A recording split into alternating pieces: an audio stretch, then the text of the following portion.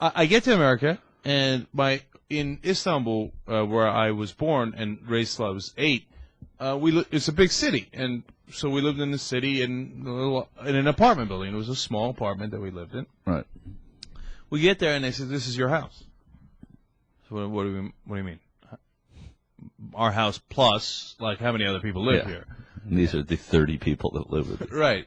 And it's not. We were middle class in Istanbul, so it's not like we were like, I don't want to paint an image of like we were destitute and eating cockroaches before we came to the U.S. Right. We were all right, but it was a small apartment in the city.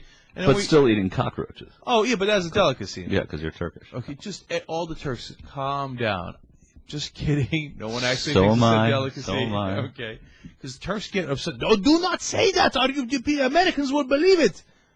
It is great shame on Turkey when you say things like that.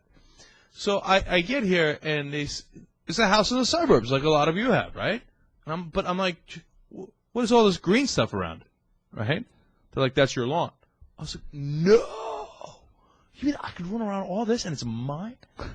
Because I remember when we lived in the apartment building, there was a little patch of grass on the right-hand side.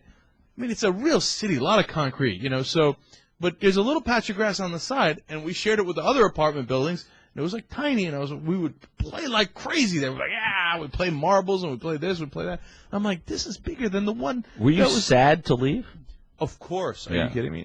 Look, when you leave any country, at that time, I don't know a thing about America. I'm an 8-year-old kid, and I have my friends and my relatives. Everybody's in Turkey. I'm crying. I'm weeping. Can you speak any English whatsoever? I'm like Paris being dragged off to jail. I'm like, no, it's not right, Mom. Right? Did you speak any English? Wait, JR, help me out here. No! That's what I was saying as they were dragging me off to America. No, my bad. I didn't think the machine was on. Okay. Did I speak any English? I spoke 3 words. Right. Yes, no, girl. Oh, really? Yeah. My sister was trying to teach me before we got here, right? And because she knew English, because she was 4 years older than me, she learned in junior high in Turkey. And we got to girl, and I was like, yeah, rock and roll, I'm down with that. Even as an 8-year-old boy, I was a little horny dude, okay? And she's like, okay, now the next word is boy. I'm like, let's just stop here.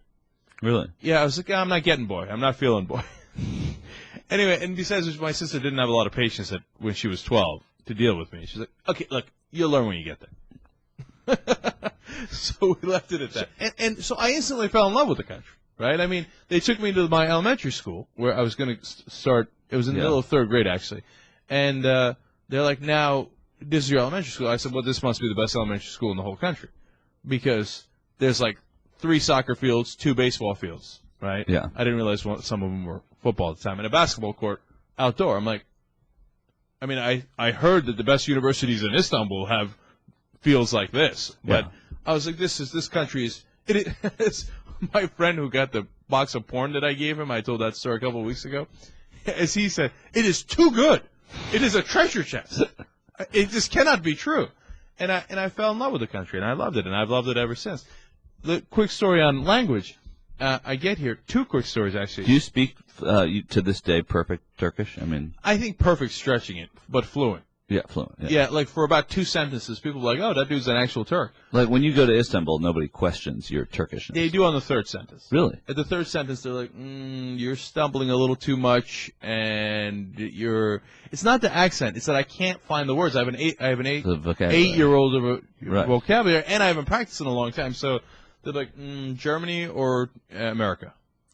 Where do you live, Germany or America? Yeah, that's funny. And did you speak it once you got here? Was there any speaking it around the house? It was a lot of speaking. No, of course. Yeah, we spoke Turkish all the time in the house, and just because so I wouldn't forget. Yeah. And people say second language, and you teach it as a second language. I don't agree with that with my experience. Yeah. My experience was they put me in a class with a teacher that put up a picture of a car and said car, and I got it. It was a car, right? You just pronounced it jar. For a while I did, but then she was like, no, car. And then put up a picture of a boy, and it was boy. Right. Bang, bang. I learned it in 3 months. None of this. Immersion. Yeah. The first day was tough. The first day I go to get, my friend is helping me. He's being my translator. He's my best friend. He's also Turkish-American. I get there, and he says, I'm tired. Go get your lunch yourself. I get there, they go chicken or meat. I'm devastated. Yeah. I do not know how to speak English. I do not know chicken or meat. I come back there. I'm terrified. I'm like, Khan, you never leave me again. And I'm like, oh, I forgot the milk. And he's like, just go get it. It's milk. How can you screw up milk? Go get the milk. Vanilla or chocolate?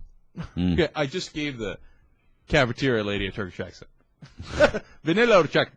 I'm like, no, regular milk or chocolate milk. I'm like, I don't know. I do not know how to speak English. But you know what? 3 months later, I did know how to speak English, and everything was fine.